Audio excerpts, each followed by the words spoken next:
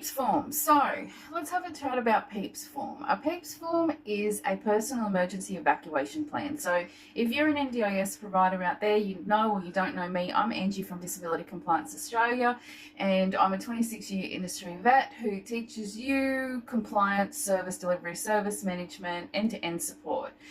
But I actually just come across a really interesting case from a provider who was going through audit right at that time when they actually rung.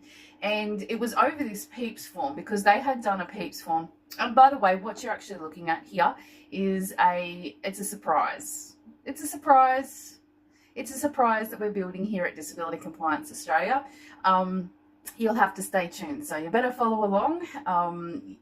So the provider, and it was actually over these 4 questions. That's what made me actually stop and ask, because they had this gentleman who was very high needs, but very independent gentleman that still lived at home, double amputee.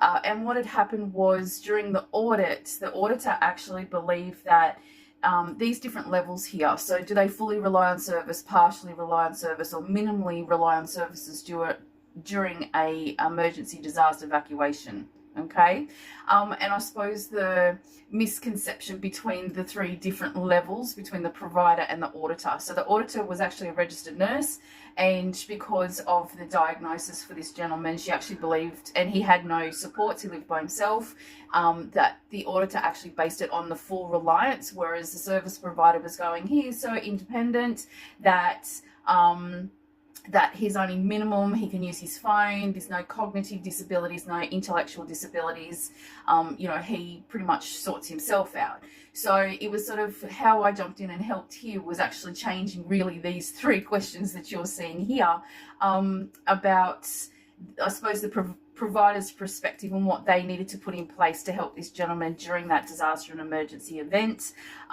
Obviously, then we went to after hours on-call planning and obviously putting strategies into place to be able to, and then he used our template. So if you've been in this situation, please comment. And but there is sometimes a confusion between these different levels based, participant by participant as well.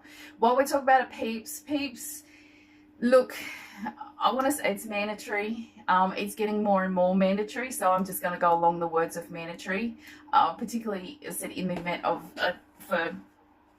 disaster and emergency for unregistered and registered providers.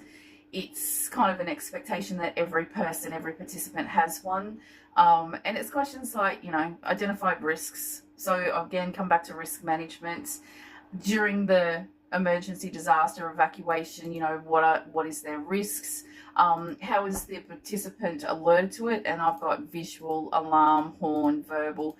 I'm going to have to actually extend on that in case there's any type of the national notification service. So that's the next little section I'll be in here. So yeah, Peeps form.